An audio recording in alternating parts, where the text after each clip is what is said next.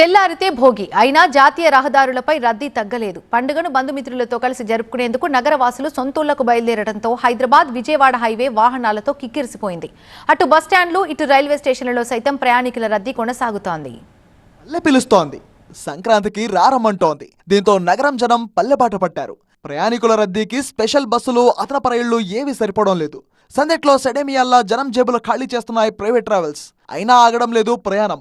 పండక్కి ఎలాగైనా సరే ఊరికి చేరుకోవాలి, బంధుమిత్రులతో సంబరాలు జరుపుకోవాలి అన్నదే అందరి లక్ష్యం. సకుటుంబ సమేతంగా సొంత వాహనాల్లో ఊరిబాట పట్టారు లక్షలాది మంది జనం.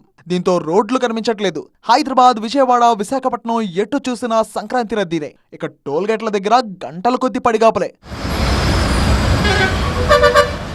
సంక్రాంతి పండుగ వేళ రికార్డు స్థాయిలో వాహనాలు రోడ్డెక్కాయి. సొంత వెహికల్స్ లో కొందరు, బస్సుల్లో మరికొందరు ఇలా ఊరిబాట పట్టారు. నిన్న ఒక్కరోజే రికార్డు స్థాయిలో 83,000 వాహనాలు ఏపీకి వెళ్లాయి. ఇటు తెలంగాణ ఆర్టీసీ, అటు ఏపీఎస్ ఆర్టీసీ ప్రత్యేక బస్సులు నడుపుతున్నాయి.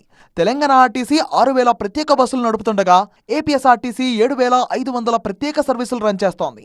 ప్రయాణికుల రద్దీకి ఇవి ఏమాత్రం సరిపోవడం లేదు. దీంతో ప్రైవేట్ ట్రావెల్స్ లో సొంత వాహనాల్లో ప్రయాణమవుతున్నారు జనం. హైదరాబాద్, విజయవాడ జాతీయ రహదారిపై వాహనాల రద్దీ కొనసాగుతోంది. పెద్ద సంఖ్యలో వస్తున్న వాహనాలతో చౌటుప్పల్ మండలంలోని పంతంగి టోల్ ప్లాజా దగ్గర ట్రాఫిక్ భారీగా నిలిచిపోయింది. దీంతో ఏపీ వైపు వెళ్లే వాహనాలను 12 గేట్ల ద్వారా టోల్ ప్లాజా సిబ్బంది పంపిస్తున్నారు.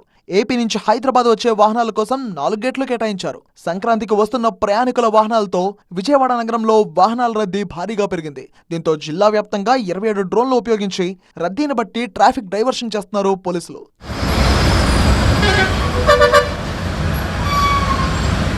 ఏపీ వైపు వెళ్తున్న రైళ్లు కిక్కిరిసిపోయాయి. సికింద్రాబాద్, కాచిగూడ, చర్లపల్లి రైల్వే స్టేషన్లు ప్రయాణికులతో కిటకిటలాడుతున్నాయి. రైళ్లలో రిజర్వేషన్ దొరక్కపోవడం, ప్రైవేట్ బస్సుల్లో ఛార్జీలు భారీగా ఉండడంతో కొంతమంది బైకులు, కార్లలో ఊరిబాట పట్టారు. హైదరాబాద్, విజయవాడ జాతీయ రహదారిపై ఈ రాత్రంతా రద్దీ కొనసాగే అవకాశం ఉందని అంచనా వేస్తున్నారు అధికారులు.